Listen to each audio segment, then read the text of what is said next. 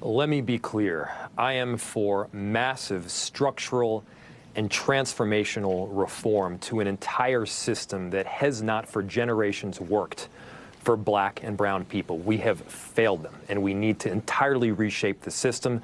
We need a full-on cultural shift in how our Minneapolis Police Department and departments throughout the country function. Am I for entirely abolishing the police department? No, I'm not. And so over the coming days and weeks, I'm looking forward to working with council and talking with them about deciphering what particularly they mean when they say ending and abolishing, and I'll be talking with them directly. Well, they were very clear last night. This has to be the beginning of the end of the police department. You also have people like Congresswoman Ilhan Omar, who represents Minneapolis, saying the police department is rotten to the core, that it can't be reformed. They believe it has to start from the ground up. Well, and in looking from the ground up, I look to our chief, Arredondo. This is someone who literally sued the police department for racial discrimination. This is someone who's chock full of integrity and has been doing the very hard work to get that transformational reform, and now he's our chief. I do support him, but let me be clear.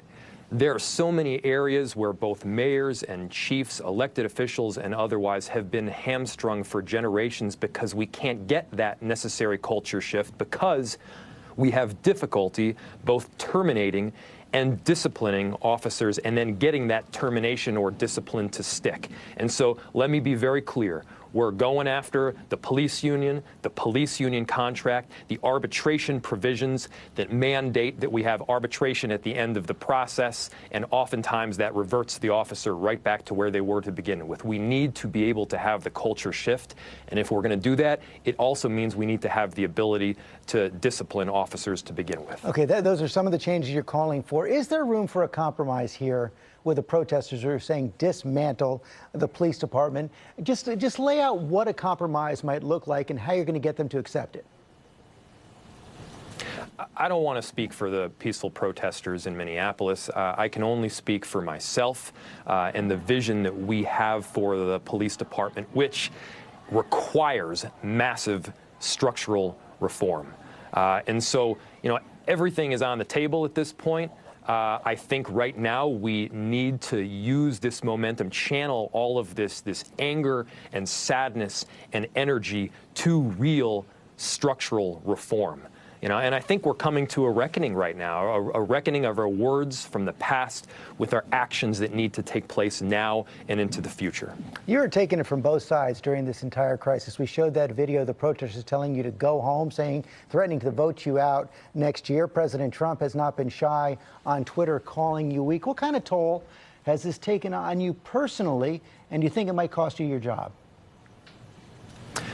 I have been attacked by everyone from Donald Trump to, yes, activists. But I want to be clear. I support people expressing their First Amendment rights, even when it means that they're calling me out. So is it difficult? Yes, of course it's difficult. But let's remember, this is not about me. This is about the tragic murder of George Floyd by a police officer. We need to be grounded in that as we move forward. Mayor Frey, thank you for your time this morning. Thank you.